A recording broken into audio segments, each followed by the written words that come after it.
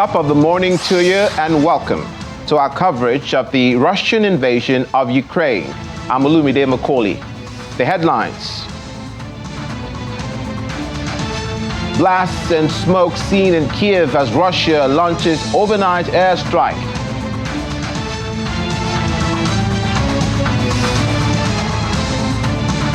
Pro-Kyiv Russian militia claim control of border town in Belgorod region. Plus,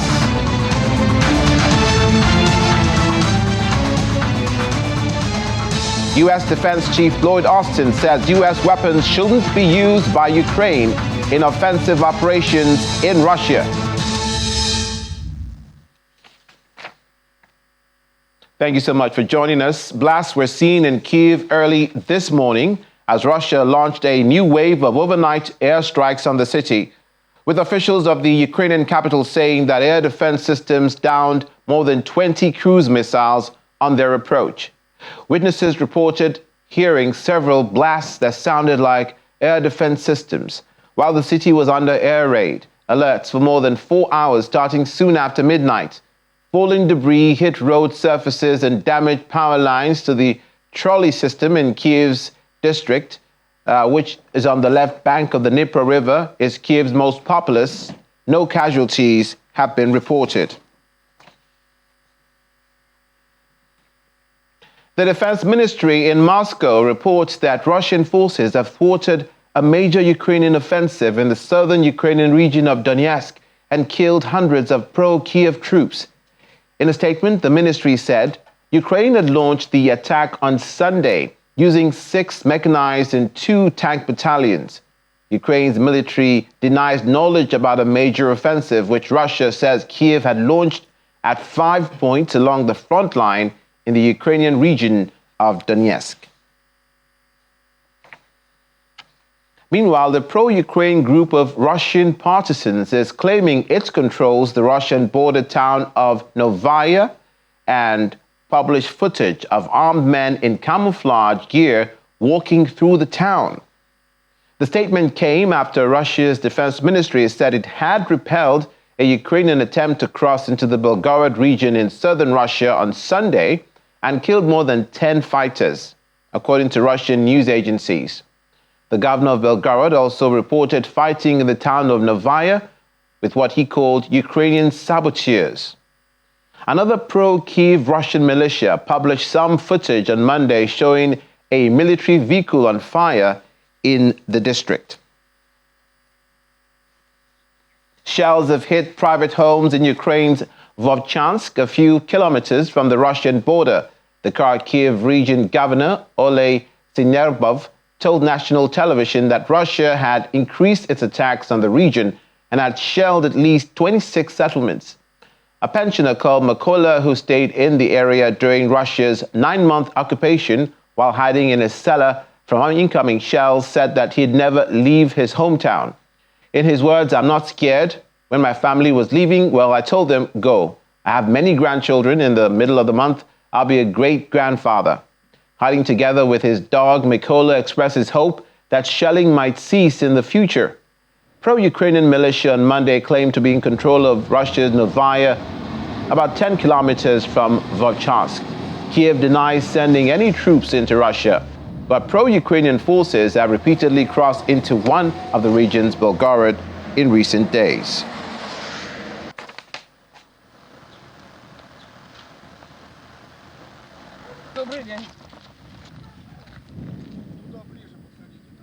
Russian mercenary leader Yevgeny Prigozhin is affirming that Ukrainian forces have retaken part of the settlement of Kakhovka, north of Bakhmut in eastern Ukraine, calling it a disgrace.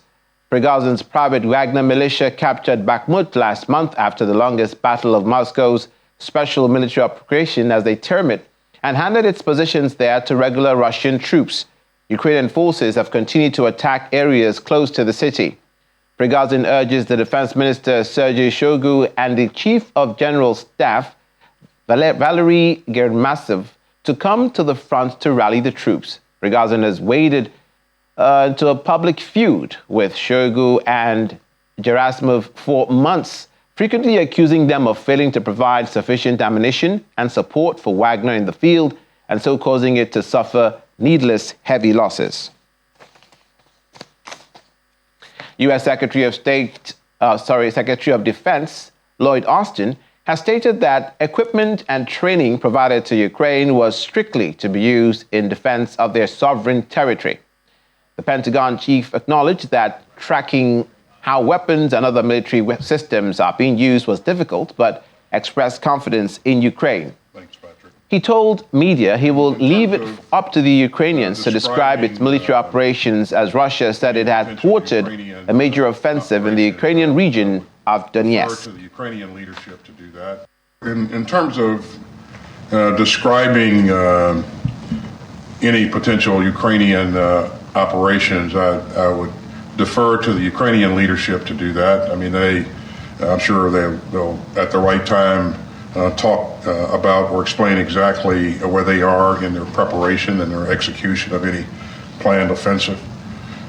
You asked the question about the defenses that the Ukrainians might encounter.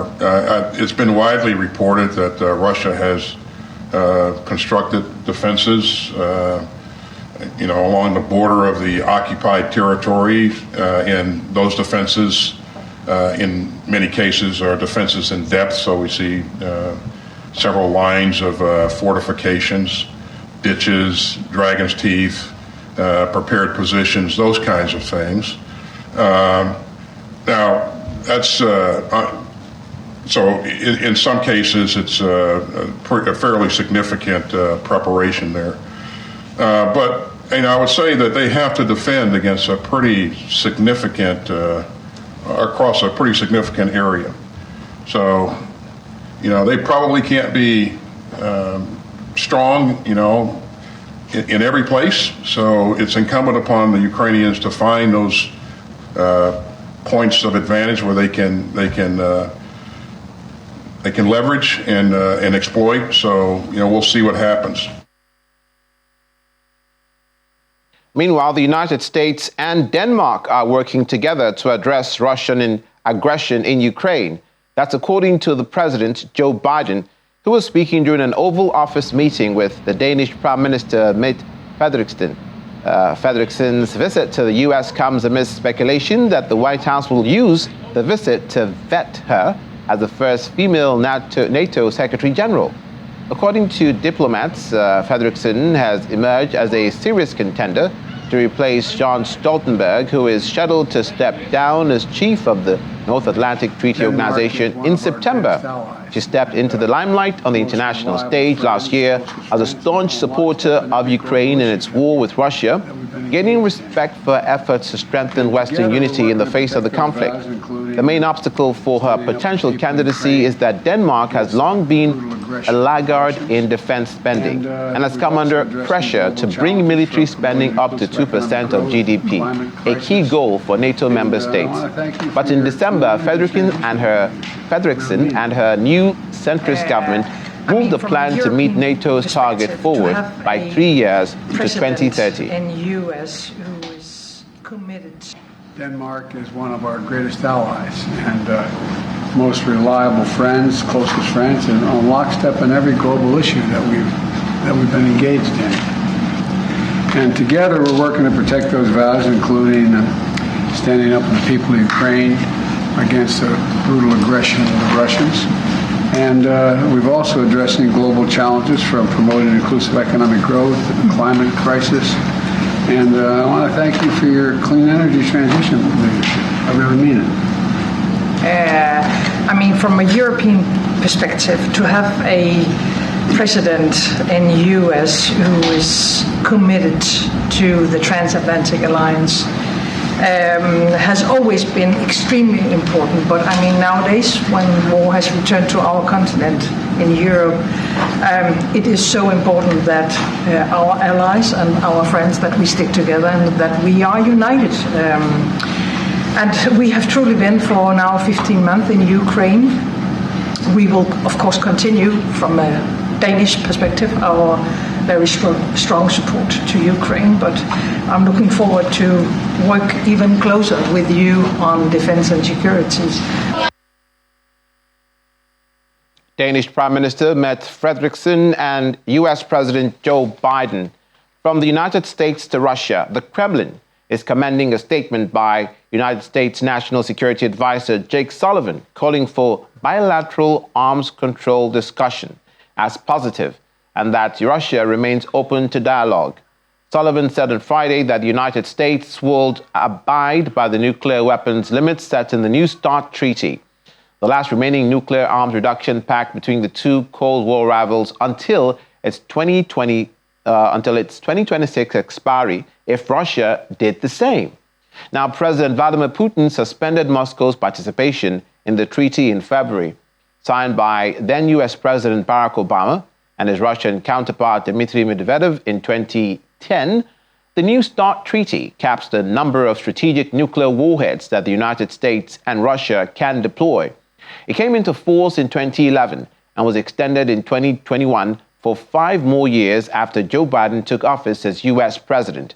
Under the agreement, Moscow and Washington are committed to deploying no more than 1,550 strategic nuclear warheads and a maximum of 700 long-range missiles and bombers. When operating as intended, the pact allows both the U.S. and Russian inspectors to ensure that the other side is complying with the treaty. Ukrainian President Volodymyr Zelensky met British Secretary James Cleverly in Kyiv on Monday and discussed preparations for a NATO summit and Ukraine's efforts to end Russia's invasion. In remarks at the meeting, President Zelensky thanked Mr. Cleverly for Britain's continued support of Ukraine and discussed the supply of air defense systems following recent attacks by Russian missiles and drones. Cleverly's visit came as Russia reported that Ukraine has begun a counteroffensive, something Ukrainian Deputy Defense Minister Hanna Maliar dismissed. Thank you so much, Mr. Foreign Secretary, Ambassador, your team. Thank you for coming. Not the first time. I think we know a lot about each other, and we are very thankful for all that big support, really big support, what UK gave and given, still giving, and we hope will prolong this support to Ukraine. And I want to thank for the last one. It's about opening possibility for training missions for our pilots on fighter jets, and also the possibility to open discussion about coalition of patriots. That's also very important. I'm happy that all the leaders understood that during this period of time when we have such big escalation by attacking of different kinds of rockets. And during all this period when we don't have fighter jets, we need really something to close the sky, and we understand the name of this something. The traffic is heavier, which normally is a bad sign in a city, but I think for me it demonstrates what I've known to be true, and that is that the Ukrainian people are not going to allow themselves to be broken by this. And I think that you're very much leading by example, but it's for me fascinating to watch the Ukrainian people, even though there are drone attacks, even though there are alarms going off through the night, even though Russia has tried throughout the winter to break the infrastructure of your country, to break the will of your people. The Ukrainian people keep refusing to be broken, yourself included. When we made the commitment publicly that we would continue backing you and your country until you are victorious in your self-defense, we meant it. When we said that we would do more and go further, we meant it.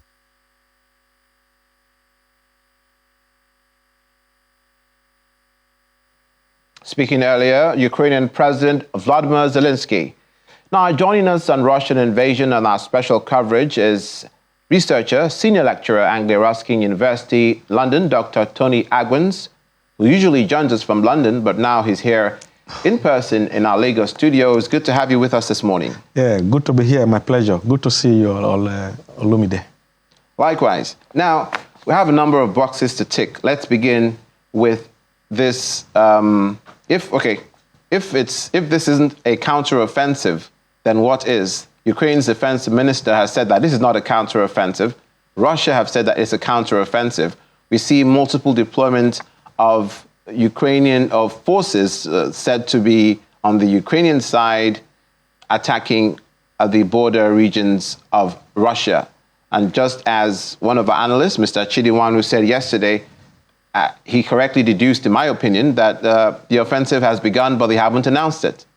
Is this the counteroffensive, or is just the calm before the storm? Yeah, thank you, Olumide. And I want to say I agree with what your analyst said yesterday. And the point we are with this Russian-Ukraine crisis is a situation of, use of strategy, use of force, use of propaganda, giving it everything you've got. You agree with me that since the beginning of this year, 2023, there's been this talk of, the Ukrainians going on this counter-offensive. And everybody is thinking, when will this be? Analysts have said, probably before the end of spring. And when you look at kind of European weather, summer is kicking in. And we haven't seen that all-out offensive that everybody expected. So on the flip side, most of us believe that the offensive may have actually started, but probably at the periphery, within the perimeter, taking all the corners before the Ukrainians go all out. Because when you look at what has been happening in the last 3 weeks, I see a lot of the use of propaganda. Of course, you are aware that just yesterday, a dam was blown up. Yes. So there's a lot happening. So, and I think, like I said when last I was on this program, I did suggest that we are probably getting to the end of this invasion. Okay. I will take that comment you just made and put it on a wall and put a sticker in it and stick it there to come back to it later. But now that this offensive has begun, or an offensive that is not an offensive, according to the Ukrainians, the U.S. Defense Secretary Lloyd Austin says that he doesn't, using American weapons inside Russia doesn't sit well with the Americans. But Germany have said that that they support the use of such force inside Russia, but they shouldn't use German weapons. The UK has given Ukraine long-distance cruise missiles that can penetrate beyond the border of Ukraine. So what are we to make of the positions of these countries who are saying that use the weapons, but don't use our weapons? You can fight the Russian aggressor in his own country with weapons. Yeah. Is justifiable. It's part of the strategy I mentioned earlier, a while ago. The stage where this crisis is now, both sides obviously are wary. You can sense it.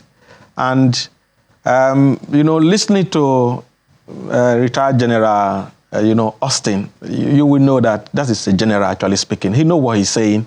He's not going to say it in black and white. And he's just saying that, just for diplomatic coloration. I think he as well know that the Ukrainians, once you get the weapon supplies from whatever source, you are bound to use it in whatever way you can imagine. So he's just being tactful. And then, of course, you saw the Germans, typical German style. They just come in and saying it the way it is. To interrupt you, sorry, yes. You'll pick up. Belgium says that they're investigating cases where possibly Belgian weapons were used as drones or by the forces of the pro-Kyiv Russian militants. Yes. And that they have strict control. My point is that they have strict controls to determine whether that is the case and how to pull those weapons back. Yes, and Belgium, they are quite right. I think the Dutch has also had their own case as well. Because in military arsenal, in procurement, there's always that agreement. You have that pact to say this is what you're going to use these weapons for. It's a global, rule that everybody follows. So for the Americans, they are just trying to play it cool. And let's not forget the truth of it. We are dealing with Russia here. These are people that it's a country that is very, very war-tested.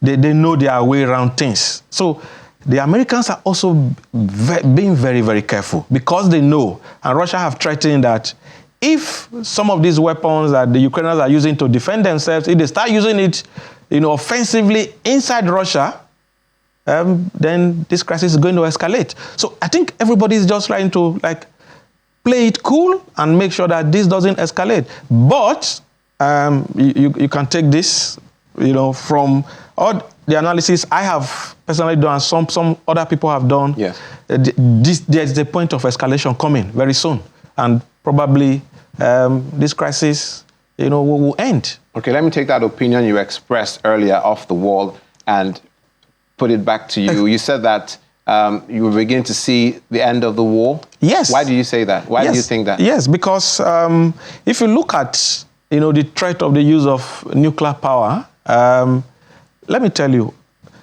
an ammonium pipeline, was hit yesterday as well, or early this morning.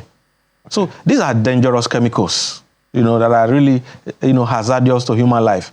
And you see with the dam that was hit, just last night here, and this is a dam that supplies, it's a hydroelectric, power dam that supplies water to the nuclear power plant in Zaporizhzhia. So that dam has been hit. As we speak, there's a fear of flooding. So there's so much crisis going on now, and everybody is denying, because the Ukrainians are accusing the Russians of the one doing it, and the Russians are saying, no, it's the Ukrainians that have done it. In fact, Russia has said it's a terrorist attack. So there is this, back and forth just going on. So this crisis, and to be honest, peace efforts are also going on. People are mediating behind the scenes, but we don't seem to be seeing more of that. So I would feel that we should be talking more about some of the effort, like I was saying in your intro just now, that both sides, the Russians are saying they are ready to talk, and the US, they are pulling some strings behind, because the crisis is at a tipping point. There's no recent mediation that is taking center stage right now in view of the recent developments. We have heard from nations who are saying that, look, it's time for us to end the weapons that are being supplied to the battlefield. China envoy Li Hui said that, supporting what Brazil had said earlier, Lula da Silva, that, look, one of the first things we need to do is make sure that these weapons are not being supplied. But in the same breath, where does that leave Ukraine? As some of you and some of analysts have pointed out, that where does that leave Ukraine? Russia is getting its own weapons from whatever its sources are. Then how can you stop weapons being supplied to Ukraine, and it will be a fair deal? Yeah, of course, what China in diplomatic circles, the Ukrainians obviously don't trust China. The Brazilian president, Lula, he came up when he was sworn in as president, but his relationship with the BRIC bloc, comprising Brazil, Russia, India, China, and South Africa, also make the West and NATO a bit suspicious of what Lula is saying. Remember the currency issue that Lula brought up recently. So there's this, it's a kind of everyone just, trying to, grab onto something, be the one, driving this invasion, be the one at the tail end of, the crisis. That is where we are. But in terms of weapon supply, let me just say this categorically, that supplies from the West is not going to stop. So long as this crisis persists, the United States and its allies, the UK, Germany, they all keep going to be sending weapons to Ukraine. And of course, these weapons are not actually free, because they are made by businesses, companies in the West are manufacturing this military hardware. So it's in this geopolitical order, you see a part of economies also playing out. But let's, at the end of the day, like most of us have always been canvassing, let's give this crisis a human face. Let everybody come to the negotiating table and talk. because if what hasn't happened yet is the nuclear crisis, and it is just getting closer every day. I wondered why President Putin early in the day, that is early on in the war, started speaking about nuclear options. Why he would say that early? Is it because he didn't think it'll come to a head where he'd have to resort to that desperate option? Yeah, I think. Yeah, yes, go on, please. I think Putin, he just wanted to, throw in a salvo at that beginning, and he's trying to remind the West and NATO that, hey guys, I've got power. I've got a lot of nuclear force, so don't play around with me. So it was just a reminder, a subtle reminder, and of course knowing President Putin, knowing his background, as a former agent, and he's a strategist. So this is all the game that he's playing out. But as I said before, at a certain point, you can accuse President Putin of many things, but you can't accuse him of being a coward or of being stupid. He would know, he would anticipate that he may not be taken seriously, given the fact that nuclear weapons obliterates everything. Absolutely. And it's an option that, so it's more like a fear factor he was trying to put into play. It's true. Scare tactics. Yes, a kind of scare tactics, but he's also using it, to gain some advantage and to remind the West that if push comes to shove, I will use this. And he's reminding them. And if you look at the Western nations, NATO and all the rest, they know that if it gets to that stage where nuclear weapons are used, it is going to be catastrophic, not just for Russia and Ukraine, but for the rest of the world. Because as usual, when you look at previous conflicts that have happened in the world, be it the First World War, Second World War, when it gets to that stage, there will be alliances, and we may have, a multi-dimensional crisis on our hands. And we pray it doesn't get there. Speaking of a crisis, there's a school of thought that believes, and it's unconfirmed reports, that the reason why some of the sanctions being used by the allies of Ukraine against Russia and working, economically speaking, concerning trade and supply of commodities and weapons commodities that can be used to manufacture or aid weapons being made in Ukraine, is because there are third-party countries who are supplying these goods to Russia. So it's banned from Germany to supply to Russia, but then Germany has relationship with Kyrgyzstan, for instance, and it's been reported that the supply of goods has increased astronomically between those countries, third-party countries, and the countries who've banned trade with Russia. So therefore, these sanctions are not working, and it's actively undermining the sanctions that are against Russia to deter them from continuing in this conflict. Absolutely, Olumide, you are spot on. The sanctions, they are not working. Because just like you have enumerated, there's a lot of circumvention going on. People actually look for their interests. Nations look for their interests. That is the first thing.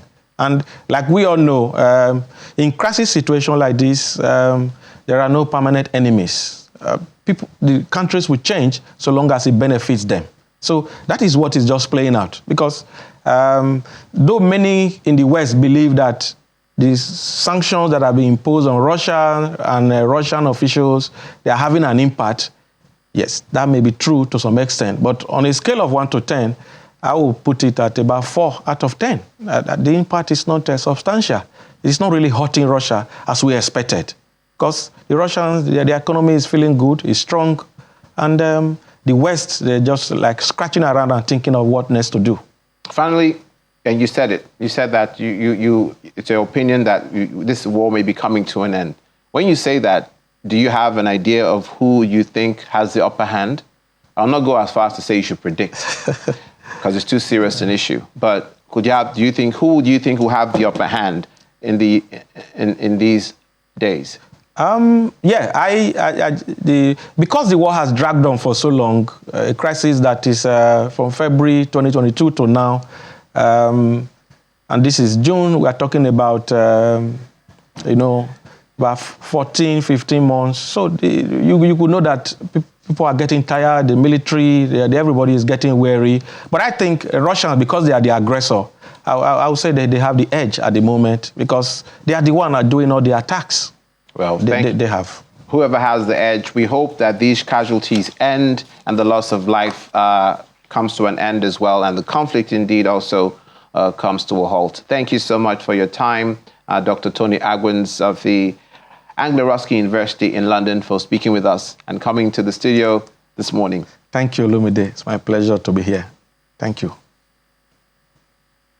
Coming up, Ukraine's Foreign Minister Dmytro Kuleba says Kyiv has enough weapons to begin counteroffensive. Details in a moment. Please stay with us.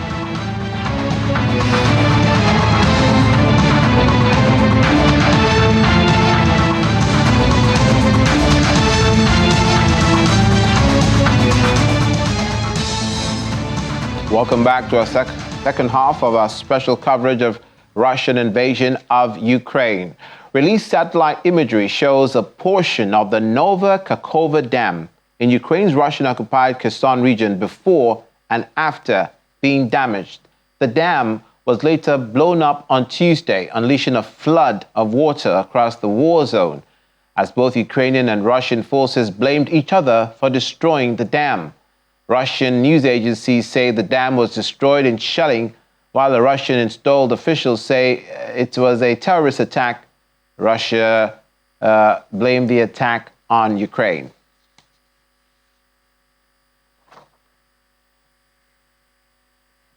Ukraine has enough weapons to begin its counteroffensive against Russia, and the operation will give the country the victory it needs to join NATO. These are the words of Ukraine's Foreign Minister Dmytro Kuleba, who adds that membership of the military alliance will probably only be possible for Ukraine after the end of active hostilities. Ukraine has for months feted an upcoming assault to retake territories occupied by Russia using tanks, armored cars, and artillery donated by its Western allies. Kuleba did not say whether the counteroffensive had started. When asked, he answered that the most important thing was not when it starts, but that it ends in Ukrainian victory. Mr. Kuleba says NATO membership is the next big target on Ukraine's agenda after some of its allies agreed to train Ukrainian pilots on the F-16 fighter jets coveted by Kyiv.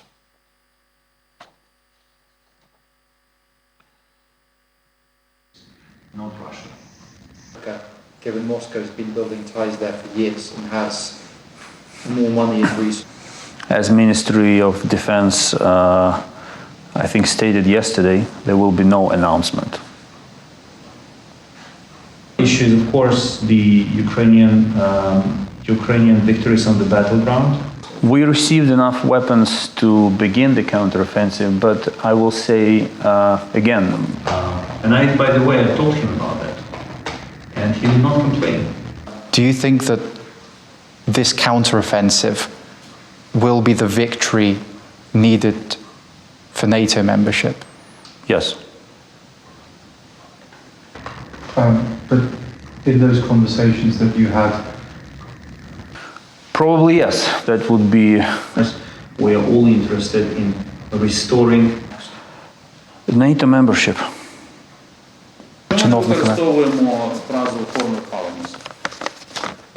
Why do you think former Western colonies will be willing to work with, not Russia? Given Moscow's been building ties. The United States is prioritizing air defenses to be provided to Ukraine. That's according to the White House spokesperson, Admiral John Kirby. The United States and Germany provided Ukraine advanced Patriot missile batteries this year, and Ukraine had already received advanced shorter-range systems such as NASAMS and IRIS-T from Western partners. We've been prioritizing air defense now for many, many months. And in this last package, one I think we just talked about last week, there were additional interceptor missiles. So without getting ahead of announcements to come, I can assure you that air defense remains top on the list of the kinds of capabilities that we're going to continue to make sure Ukraine has. Are Patriot batteries, I know that those are tough because they're fairly scarce, so is that a possibility? They are. There's not a lot of them, either in our inventory or the inventory of nations that have purchased them. But again, I don't want to get ahead of where we are. We know air defense is a priority, and we know how well the Patriots have been performing inside Ukraine, which is, again, why we provided some additional interceptor missiles last week. All I can tell you is that we're going to prioritize it going forward. I just don't want to get ahead of announcements. Let's talk now to the head of Department, History and Strategic Studies, University of Lagos, Professor David Awarawo. He's speaking to us online from here in Lagos, Southwest Nigeria. Thank you for joining us this morning. Thank you for having me. Professor, let's begin with the offensive that is not an offensive or a counteroffensive, according to the Ukrainians. Whether you call it that or not, have they begun to push the Russians back? Well, they have tried to push Russia back, but as you can see, it hasn't quite been extensive. It hasn't been robust. It has been just flashes here and there and episodic. So just like you have said, an offensive that is not an offensive. That is just the best way to describe it. But nevertheless, it's some progress for Ukraine, because before now, we didn't have any of that.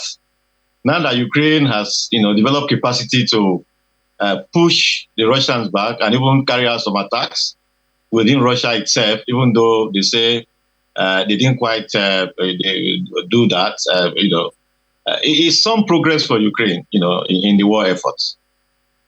Professor, the North Atlantic Treaty Organization, NATO, one of the reasons given by Jens Stoltenberg, the NATO chief, for not admitting Ukraine at this point is that you can't admit a country that is engaged in a war to NATO. Is that for the obvious reason that if they do that, they have to join the country to fight their aggressor?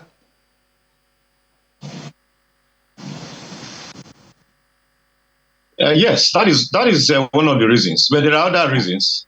Okay. Apart from the provision that NATO will not admit a country that is engaged in war, there's not even a provision that NATO will not admit a country that has internal security crisis, maybe some serious insurgency within the country. So it's not even a country at war. That's the history. Even a country is not even fully at war, but has intense security challenges, maybe insurgency and all that. That is wide ranging. NATO will not admit. So, and for obvious reasons, it will be complicated. It will drag NATO into an issue early on in the process of admitting a country, and the whole thing will become messy.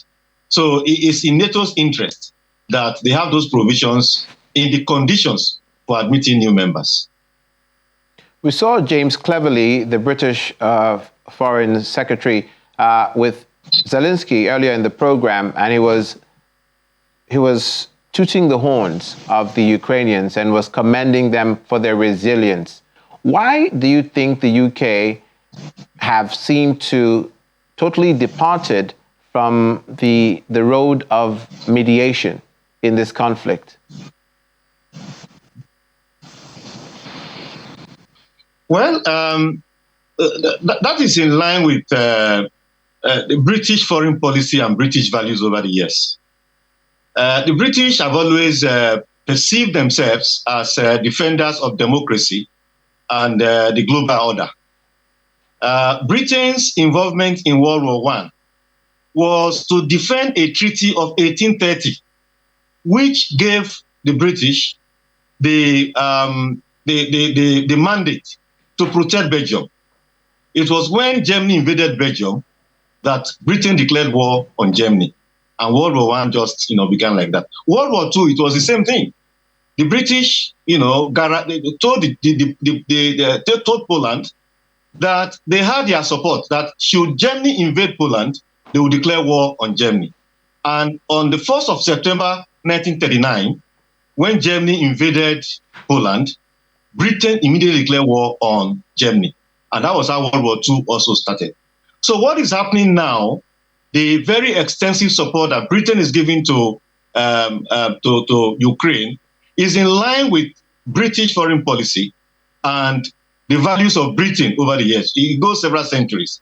So I'm not surprised. And you also recall that whereas the Americans are trying to be more diplomatic in talking about Ukraine, trying to attack, carry out some attacks inside Russian soil, cleverly said the other day that whatever the Ukrainians are able to do to degrade the capacity of the enemy to attack them, they will support. And that means that they have gone far further than the Americans in supporting Ukraine in carrying on attacks inside Russia, if possible.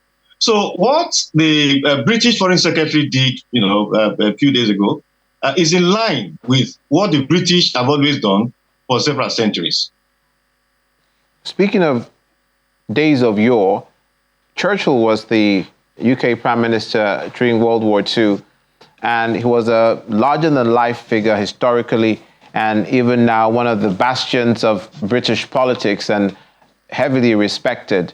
Now, do you see other statesmen who can bring their influence to bear in this conflict as having enough influence to either militarily or politically as an option to bring a conflict to a close?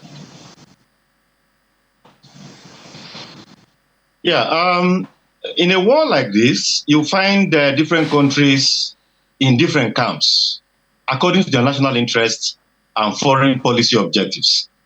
As you have said, Britain is strongly supporting Ukraine, just as the Americans and other NATO countries are also supporting, in different degrees, according to their, foreign policy objectives. So, but what we need now will be countries that are not so committed to either side, that both Russia and Ukraine will trust enough, that will present a peace plan that that both sides would accept, and that will be the beginning of the end of the war. We haven't seen, strong countries that have been able to do that yet. Virtually all the countries are either on the Russian side, China, South Africa, and some other countries, and then the Western countries mainly on the side of Ukraine. We need strong countries in the middle with capacity to, influence, and with enough, neutral position, such that when they come in to try to mediate, both sides will trust them, and that will form the basis for bringing the war to an end. That is what we need at this point. Where Britain belongs, we already know. Where the Americans belong, we already know. Where the Western countries belong, we know. And where China, Brazil, South Africa are, we also know. The countries in the middle that will be able to, mediate, and that both countries will trust, these are countries we, sorely need right now so that this war can be brought to an end. We hope we find those countries, Professor. To the humanitarian crisis itself inside Kyiv, inside Ukraine, with the war sirens blaring, with the drone attacks, with the missile attacks being thwarted by the US Patriot missiles and their defense systems, for which the Ukrainians are asking for more, that is not enough. There is the issue, and this is a question for the Ukrainians, but you could, with your expertise, let us know. There's the issue of bomb shelters. I asked one of our guests previously that isn't there a need for more bomb shelters so that the Ukrainians can take cover? The next day it was discovered that a Ukrainian official said that of over 1,000 bomb shelters that were available, more than half of them were not ready for use. Is that a concern? Because there seems to be a lot of attention on getting these weapons into Ukraine, getting support from the allies into Ukraine. But what about the shelter, the bomb shelters for the people in Ukraine themselves? We saw them taking shelter in subway stations, sleeping on the stairs in the subways from the war. Yeah, more and more of those bomb shelters are needed. So that lives can be protected. When a war breaks out like this, one major area that attention is focused on is how to protect, lives and mitigate the negative impact and collateral damage, of a war. So more and more of those bomb shelters are needed so that lives can be protected and so that casualties can be minimized to the barest minimum. This is even more so because this war has not followed the rules of war. The laws of armed conflict have not been followed, in this war. Civilian areas have been targeted, hospitals have been bombed, and in fact, the destruction has been indiscriminate, which is against the laws of armed conflict.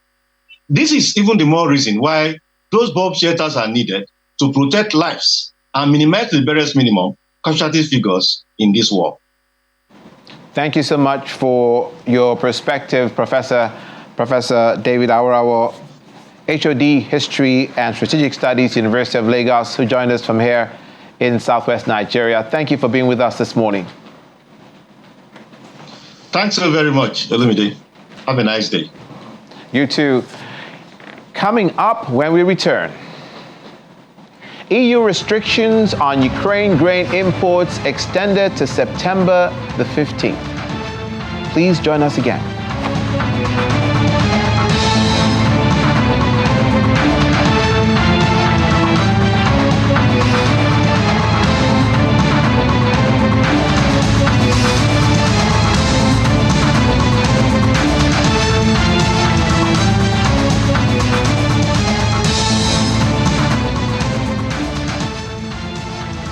Welcome back to the final stretch of our coverage of Russian invasion of Ukraine. The European Union is extending restrictions on imports of Ukrainian agricultural product imposed by 5 member states to September the 15th. Now, these states are seeking to protect their farmers, according to the Commission. According to it, the bloc will phase out by 15th of September the measures affecting Ukrainian wheat, maize, rapeseed, and sunflower seed that were adopted due to logistical bottlenecks in Bulgaria, in Hungary, in Poland, Romania, and Slovakia. And to get down to brass tacks and see how the conflict is affected by the world of business and vice versa, we have our business correspondent, Laddie Williams, to unpack the business moves and decisions connected to the Russia-Ukraine war. Laddie, hi. Hi, good morning. Morning. So let's begin with this unemployment rate in Russia. Yeah. 3.3%. Yeah. So an all-time low. Yeah. That's good for them.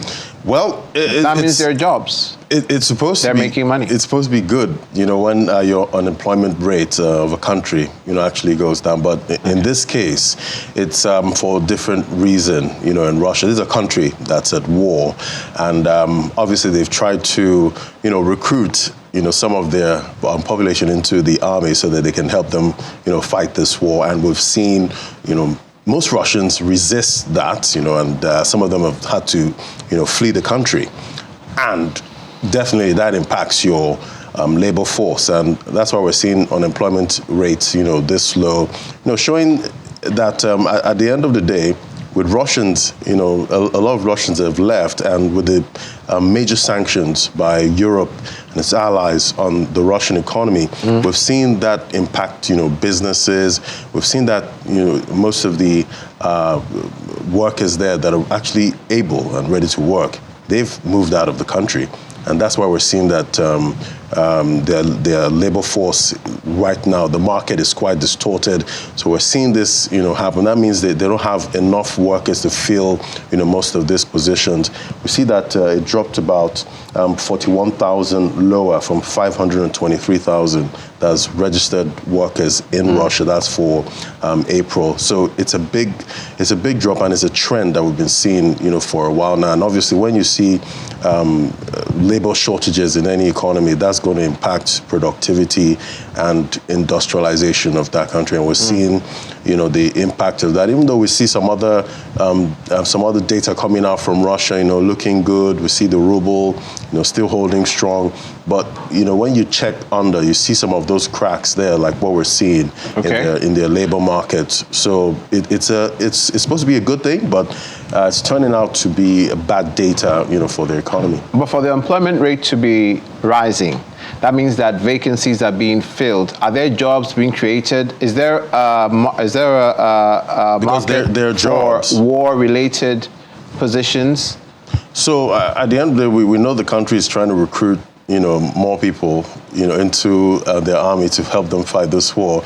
But with the big sanctions, we see on the country, that's impacting, businesses at this time. They're not able to run business like they would, and that would definitely, impact, how much they employ. Even though they're jobs, at this time, they're not able to fill those jobs because the people, a lot of them have left the country.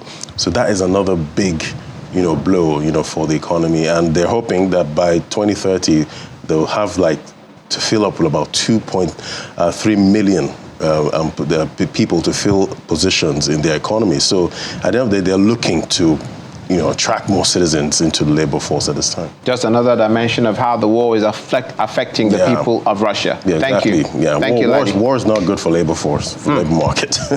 Thank you, Ladi. Ladi Williams, our business correspondent. And that's where we leave it for this edition of our coverage of Russian invasion of Ukraine. Thank you for your time. Thank you to our guests who contributed to the program this morning. I'm Olumide Macaulay. See you again.